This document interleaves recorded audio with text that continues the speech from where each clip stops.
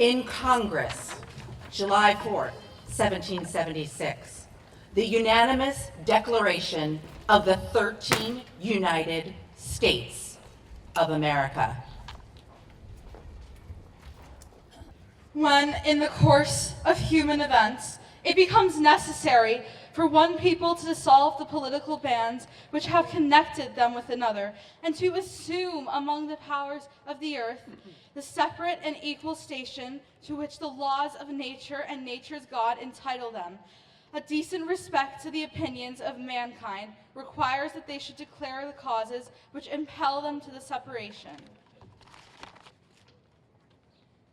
We hold these truths to be self-evident, that all men are created equal, that they are endowed by their Creator with certain unalienable rights, that among these are life, liberty, and the pursuit of happiness. That to secure these rights, governments are instituted among men, deriving their just powers from the consent of the governed. That whenever any form of government becomes destructive of these ends, it is the right of the people to alter or to abolish it, and to institute new government, laying its foundation on such principles and organizing its powers in such form as to them shall seem most likely to effect their safety and happiness. Prudence, indeed, will dictate that governments long established should not be changed for the light and transit causes, and accordingly all experience hath shown that mankind are more disposed to suffer while evil are sufferable than to right themselves by abolishing the forms to which they are accustomed. But when a long train of abuses and usurpations pursuing invariably the same object evinces a design to reduce them under absolute despotism, it is their right, it is their duty to throw off such government and to provide new guards for their future security. Such has been the patient sufferance of these colonies, and such is now the necessity which constrains them to alter their former systems of government. The history of the present King of Great Britain is a history of repeated injuries and usurpations, all having in direct object the establishment of an absolute tyranny over these states. To prove this, let facts be submitted to a candid world. Theater 308, everyone.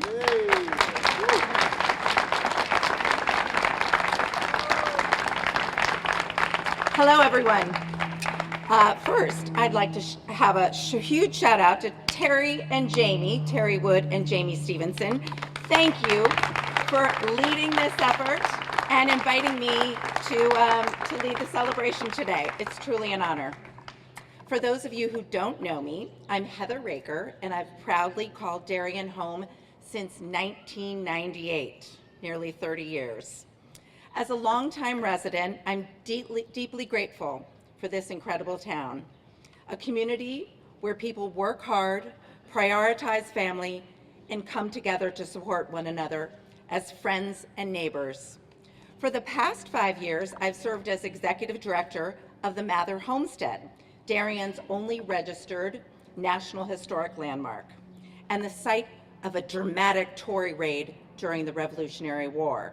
If you haven't been, you should come for a tour. We'll even show you the secret hiding spot where the silver was hidden, but then I have to kill you. Working at the Mather Homestead has made me appreciate even more what this town was, is, and will continue to be.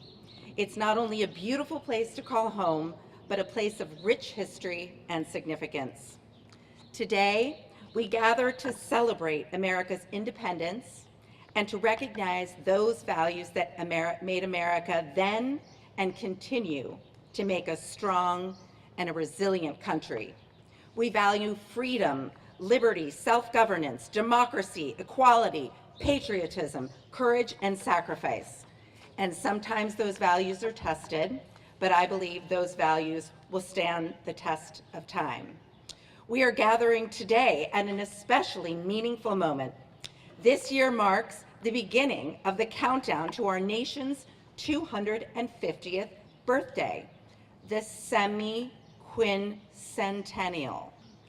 So we are leading up to July 4th, 2026. Yes, it's a mouthful. Semi-quincentennial. But we're going to learn it together. So let's break it down. Okay, I want to hear all of you.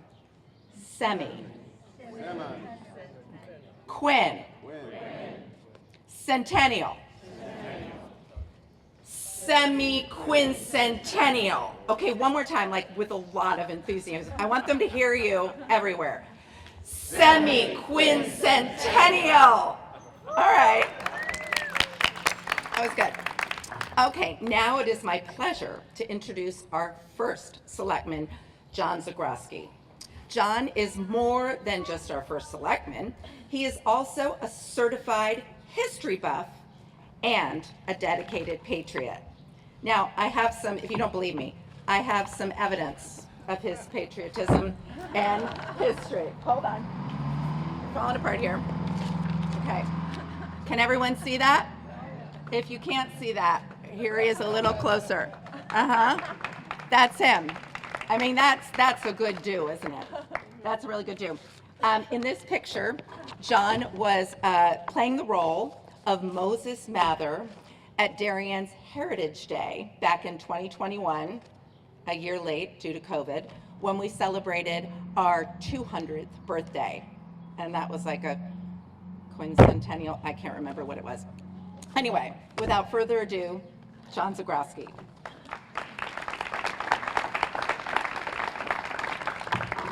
Thank you so much, Heather. So another very low energy presentation by Heather Raker.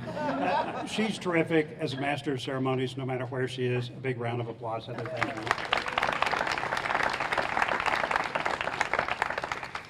I would like to welcome everybody and thank you all for coming today. I know that Heather thanked former First Selectman Jamie Stevenson and former State Rep Terry Wood. They have done a fantastic job every year setting this up, and this was their vision to really create something like this. Isn't this terrific? Thank you both, really.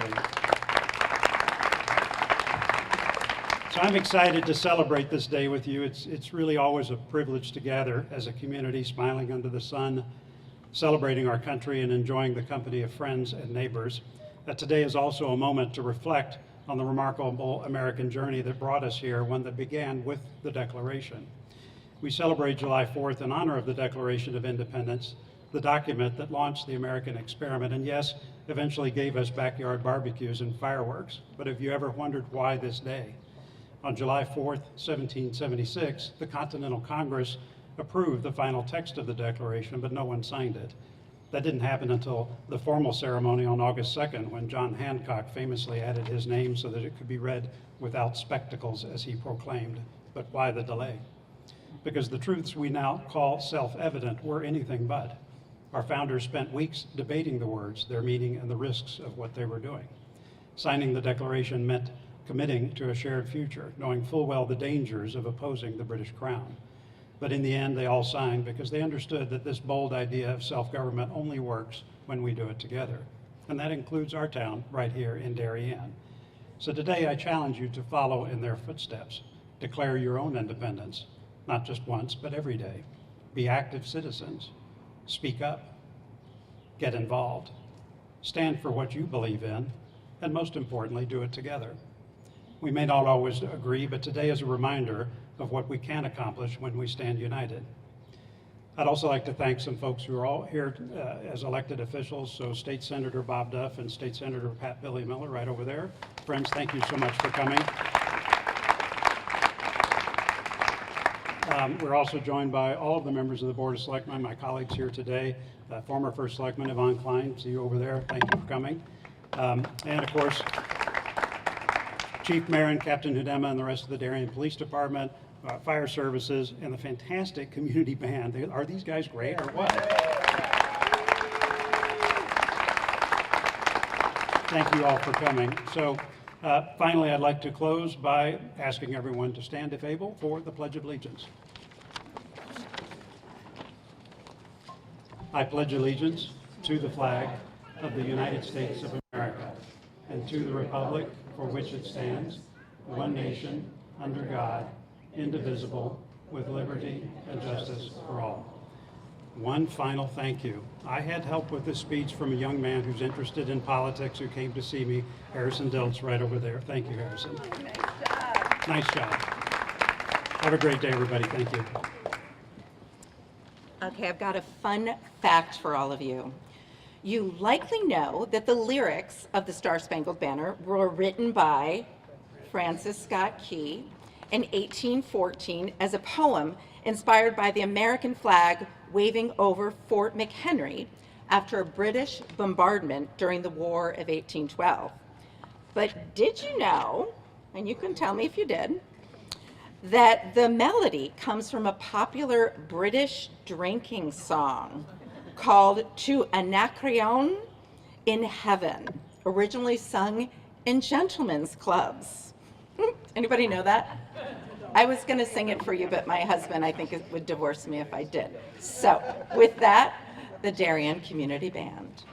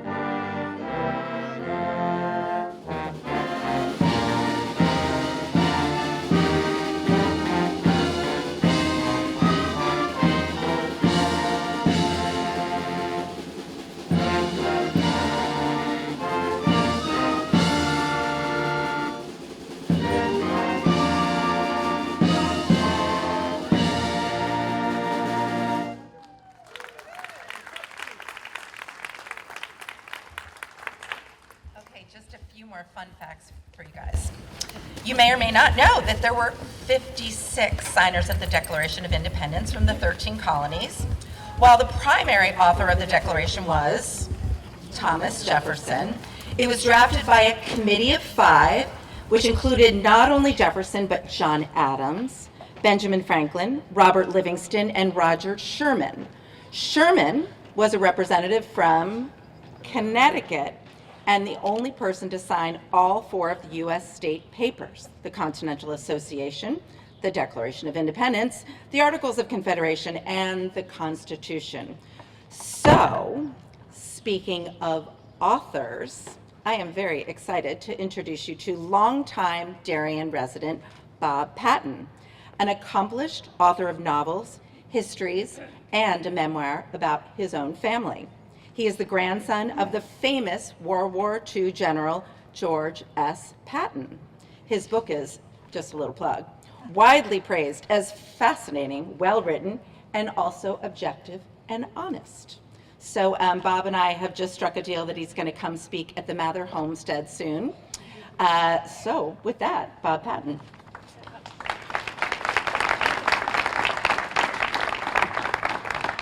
Thanks, Heather, and thanks everyone for coming. I'm really privileged to be here and to be invited.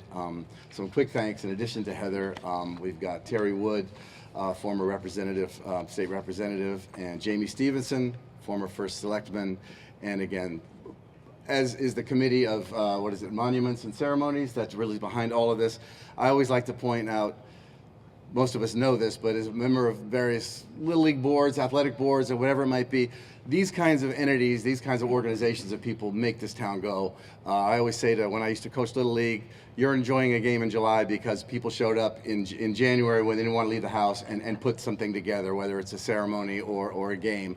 And this is just like that. So I want to thank, first of all the folks behind it that did this and, even were crazy enough to invite me to speak. I also got to thank the band here. That was amazing. Shenandoah particularly got to me. My father's and grandfather's Confederate roots would thank you for here in Connecticut to playing Shenandoah.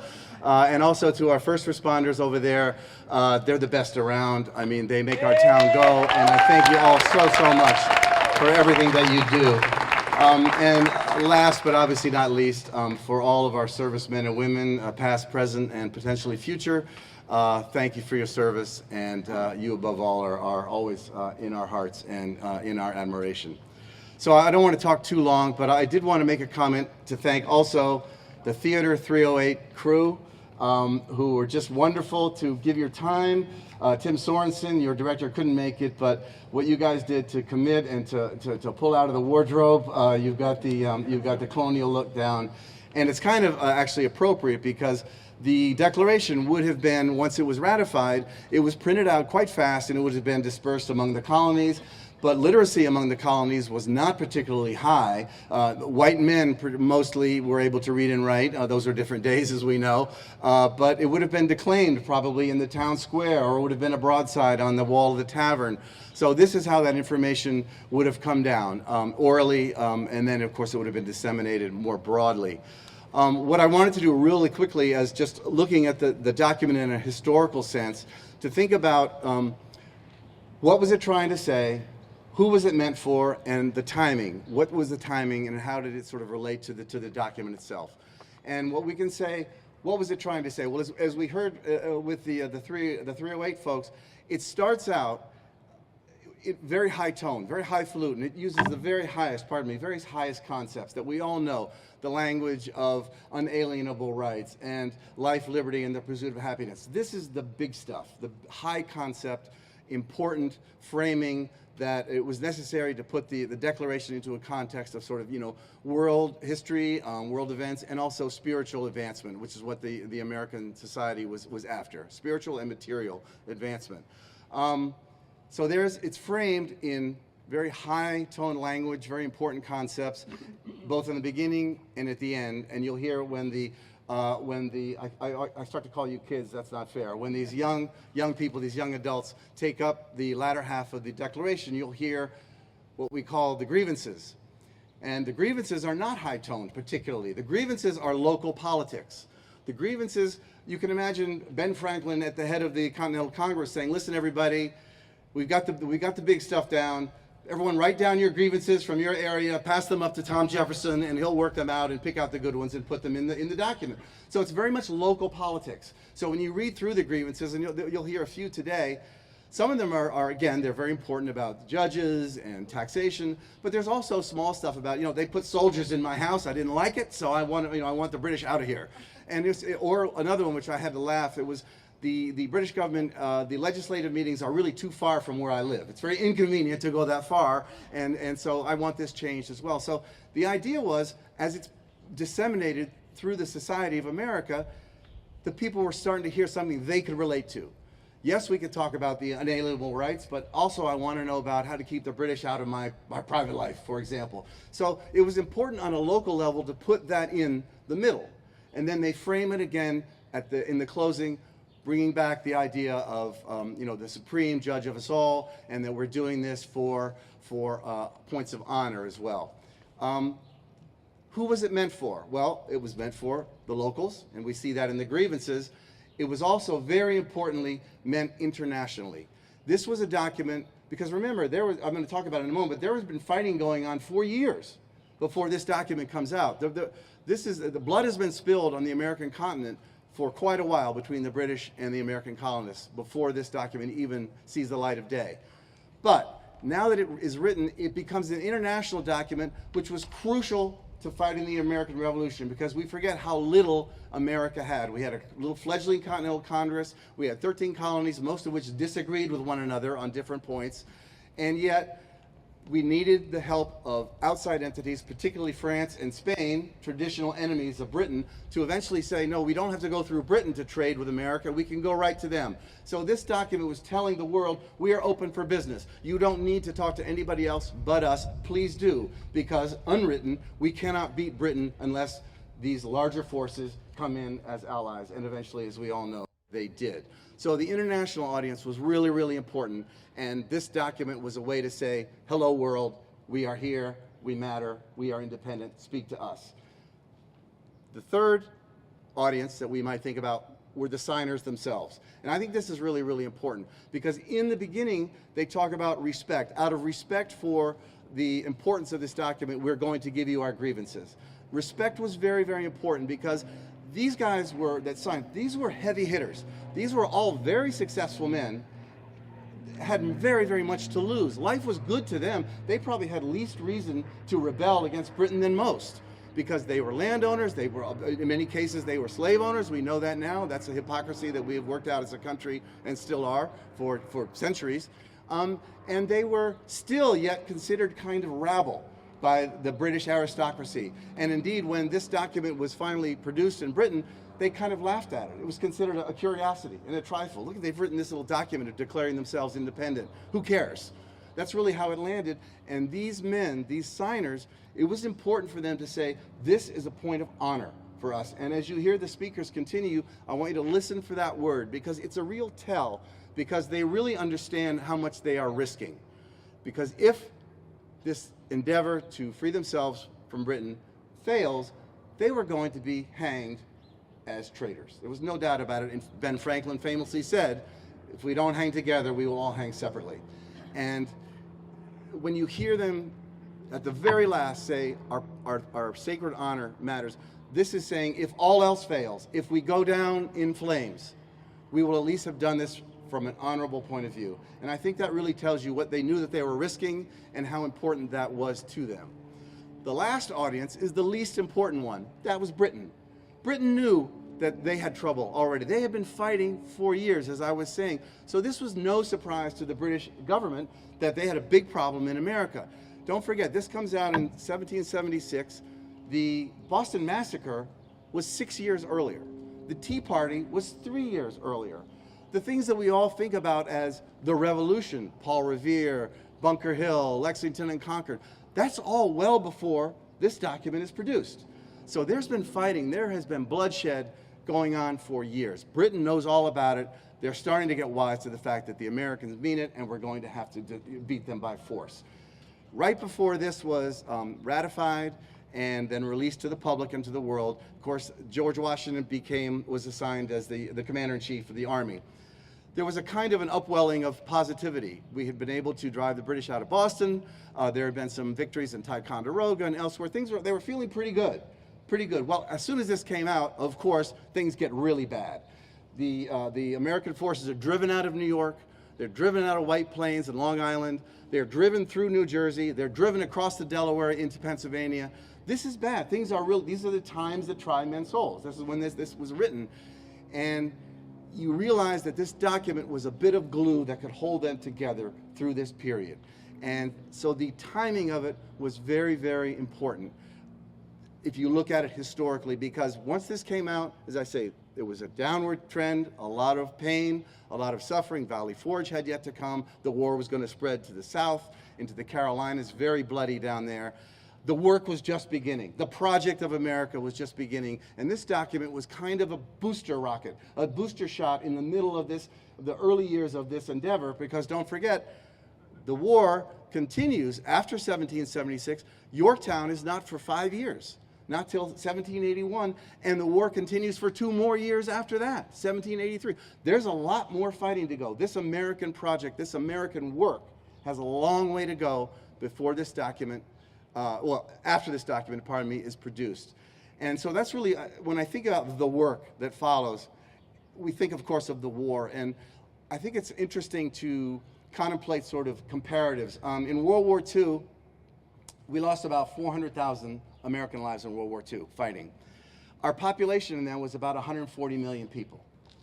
If you use the population of revolutionary times, about 2.5 million, that would correspond to, instead of 400,000 Americans dying in World War II, it would have been about 1 million if you proportionalize out where we were. Now go to the Civil War.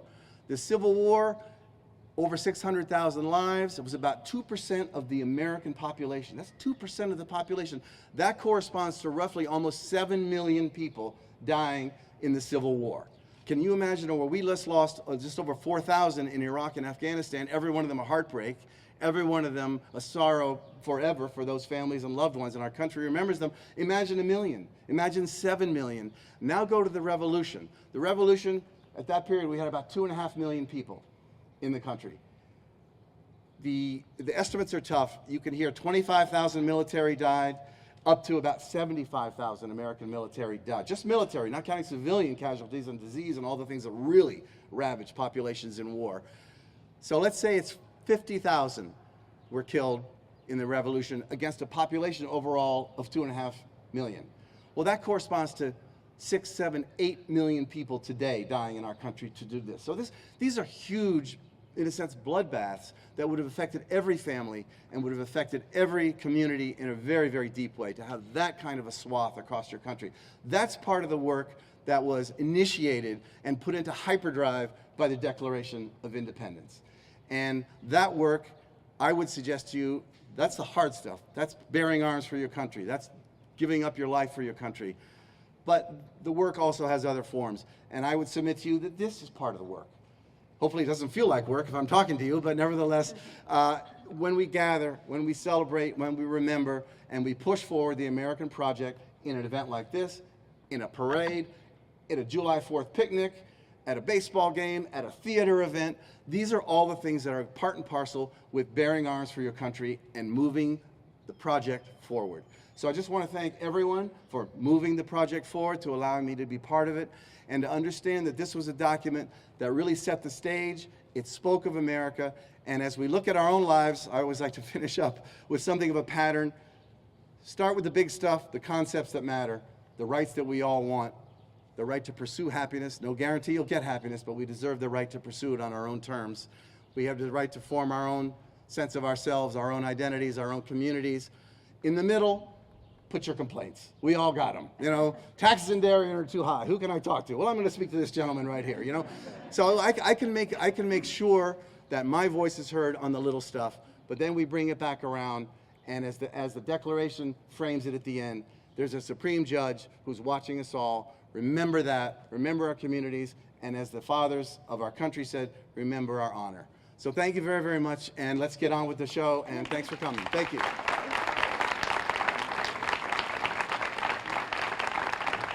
Thank you so much. I was recently at my college reunion, my 35th, so yes, I'm old. And a classmate of mine spoke to the class about he reflected upon the words of Nathan Hale, not the famous words that we all know, I only regret that I have but one life to lose for my country, but rather some lesser known words. I wish to be useful. That simple desire to live a life of purpose is one that I, or many of us, grapple with. In the midst of work, family, and the demands of everyday life, how do we find meaning beyond ourselves? Our founding fathers lived with extraordinary clarity of purpose. Their vision was bold, to create a country rooted in unalienable rights, life, liberty, and the pursuit of happiness. By signing the Declaration of Independence, all 56 of these men risked execution if captured by the British, because it was literally an act of treason. Today, we recognize Darien students in military service. These courageous young adults have chosen a path of service and true purpose, and for that, I am deeply grateful. Here to introduce them is Major Sharad Sami, who serves in the Connecticut Army National Guard. Thank you. Thank you. Thank you very much. And just to tie in with Bob Patton's word that he used many a time, honor. The honor is mine today to be able to introduce you to various locals that are the future of the United States military, as well as the United States, our United States. So as I read their names now, I would like to honor them for what they've done and what they're going to do for our great country. Students attending the service academies we have for the U.S. Military Academy at West Point: Nick Lucas, Matt Cavoli, Alexander Dominter, Kennison Harmon, Olivia Peters, Teddy Peters, Connor Lane, Alexandra Martin. For the U.S. Naval Academy, we have Keely Fox, Luke O'Connell, Julia Blake. U.S. Air Force Academy, March Lee Crotty III, and U.S. Military Academy Prep School, Sam Willis. Students attending University ROTC programs. Erica Stevens with the United States Air Force ROTC program. Cole Murphy, U.S. Marine Corps ROTC program. Bradley Stevens, Army ROTC, and Annika Nelson, Army ROTC. University ROTC programs commissioned graduates. John Butcher, George Demopoulos, John Lochtefeld, and George Sarbanowski. Graduates of service academies, ROTC programs, and active duty military service. U.S. Military Academy at West Point. Emma Paulus, Jake Beeler, Stephen Cavoli, Drew Durkin, Connor Fay, Caitlin Kutz-Cavoli, Madeline Schneider, William Schuteboom, Kyle Kutz. U.S. Naval Academy, Logan Brook, Ian Burgoyne, Christine Fiore, Jackson Peters, Henry Sparkman, Josh Herbert, and Lena Schmidt. U.S. Air Force Academy, Tommy Hellman, Max Racanelli, U.S. Coast Guard Academy, Oliver Bolton, and active duty military serving now, Bram Brackman, Sean Foley, Joe Hardison, Doug Johnson, Charles Morant, Frank Peroni, Anthony Peroni, William Russell, James Solberg, and Christian Trifoni. Are there any that I have not mentioned that are serving that are on our list because we have compiled the data? I would like to recognize them. No? And is there anybody that I have read that is here today? I would like for you to stand if you could. No? Okay, well, I would like to have a round of applause for them for their service to come and what they're already doing. Thank you very much.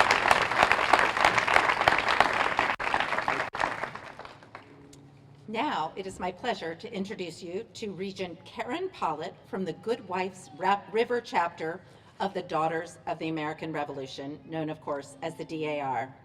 Karen is a patriot, a dedicated volunteer, not only for the DAR, but she dedicated years of service to the Darien Monuments and Ceremonies Commission. She's also a real hoot and a spitfire. So are you. Good morning. Can you hear me? Good morning. I brought along the signers of the Declaration of Independence from Connecticut. William Williams, Samuel Huntington, Roger Sherman, and Oliver Wolcott. They were very brave men. My name is Karen Pollitt, and I'm the regent of Darien's Good Wife's River chapter, Daughters of the American Revolution. We are a lineage-based service organization for women who trace themselves back to a patriot who served in the Revolutionary War. I have 3. In 2026, we will be celebrating America 250, which honors 250 years of American independence from England. Each year, our local chapter sponsors an American history essay contest for 5th graders. Hindley 5th grade student Mila Thomas won first place this year and was honored in February by our chapter. The essay topic for 2025 dealt with the protest movements in 1774, staged by the colonists against British. Everyone has heard of the Boston Tea Party, but have you ever heard of the Edenton Tea Party or the Wilmington Tea Party in North Carolina? Because women there threw and burned their tea in protest against the British laws and restrictions. Students were asked to imagine that they were one of these Tea Party participants in either the Edenton or Wilmington Tea Party, and to describe the specifics of the event and explain why they chose to participate in a protest against British trade restrictions. Meet our winner, Mila Thomas, and please listen carefully as she reads her award-winning essay. Can you adjust this down a little for you? How's that? Thank you so much for having me, and I'm going to get started. The Edenton Tea Party. I believe in independence. The Edenton Tea Party was in October 1774. The British had recently ended a costly war with the French. They were trying to recover their losses by taxing the colonists. The taxing got so bad that people started to protest. In Edenton, North Carolina, Penelope Barker played a major role in the Tea Party. Mrs. Barker organized a tea party at the home of Miss Elizabeth King. 51 women signed a statement at the house saying that they would no longer be buying or using British commodities because they did not get to choose if they had a tax or not, and everyone thought the taxes were too high. One reason that those women signed the statement was because Penelope Barker was very respected in her community. Another reason they signed it was because they believed in the principles of liberty and justice that were central to the American Revolution. The women thought we cannot be indifferent to what has happened. October 25th, 1774. From the imagined diary of Elizabeth P. Ormond, signer of the Edenton Tea Party statement. Earlier this afternoon, I was invited to Miss Elizabeth King's house. Penelope Barker gave an amazing speech on how we should all sign her statement on not buying British products such as cloth and tea. Everyone in that room felt moved. Also, she got us riled up. I had never been that excited in my life. She made me feel like putting my name on her statement will make a huge difference. She made us know that men should not do all the work, and we as women feel that we should start making a difference. We all felt brave as we signed that paper. I suspect that we will be humiliated and called terrible names, but I am prepared. We can find substitutes for British tea and other goods, but we cannot find substitutes for our own duty.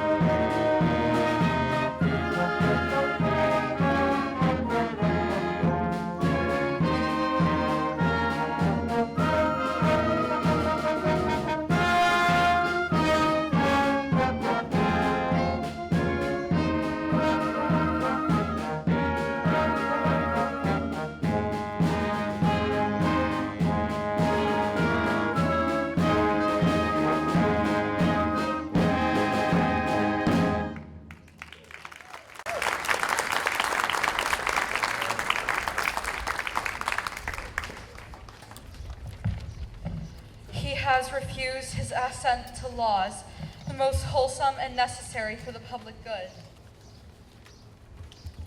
He has obstructed the administration of justice by refusing his assent to laws for establishing judiciary powers. He has made judges dependent on his will alone for the tenure of their offices and the amount and payment of their salaries. He has combined with others to subject us to a jurisdiction foreign to our Constitution and unacknowledged by our laws, giving his assent to their acts of pretended legislation for cutting off our trade with all parts of the world. For imposing taxes on us without our consent. For depriving us, in many cases, of the benefits of trial by jury. We must acquiesce in the necessity which denounces our separation and hold them, as we hold the rest of mankind, enemies in war, in peace, friends. We, therefore, the representatives of the United States of America, in General Congress assembled, appealing to the Supreme Judge of the world for the rectitude of our intentions, do, in the name and by authority of the good people of these colonies, solemnly publish and declare that these united colonies are, and of right ought to be, free and independent states. And, in support of this declaration, with a firm reliance on the protection of divine providence, we mutually pledge to each other our lives, our fortunes, and our sacred honor.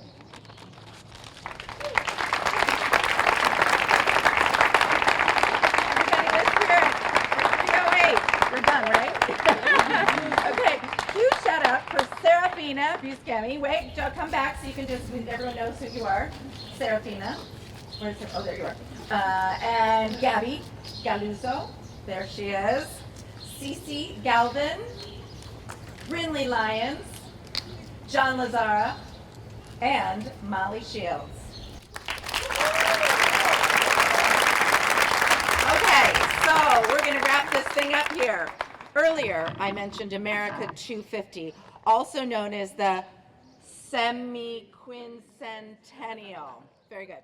Now I'd love to give you a sneak peek of how Darien will be celebrating this exciting 250th milestone. First, did you know that Darien was once known as Middlesex Parish? You probably all know that. And that Darien was originally a part of Stamford. You probably all know that. Middlesex Parish was established in 1737 when residents founded their own congregational church because they were tired of the long journey to Stamford for services. This church, the First Congregational Church of Darien now, stands as the oldest church in this town. Middlesex Parish at that time comprised parts of present-day Darien and Rowayton. With our shared history in mind, a group of organizations from Darien and Rowayton, including the Mather Homestead, the Museum of Darien, the Darien Library, and the Darien Goodwives Chapter, have joined forces with Norwalk institutions such as Historical Rowayton, the Norwalk Historical Society, the Rowayton Library, and Lockwood Matthews Mansion to plan a series of events that will honor and celebrate America's semi-quincentennial.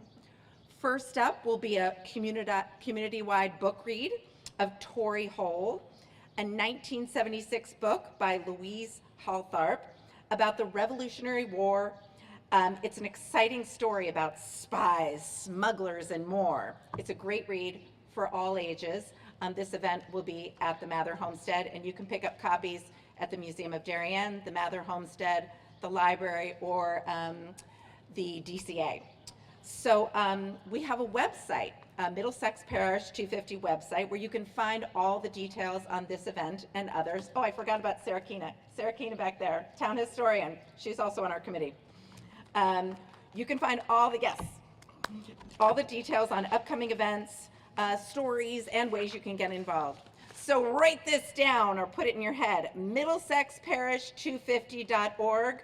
Follow us on Instagram, follow us on Facebook, and please, we hope you'll participate in these great events that will celebrate our town's history and our nation's. So thank you all for coming today to kick off what will be an exciting year of history and patriotism.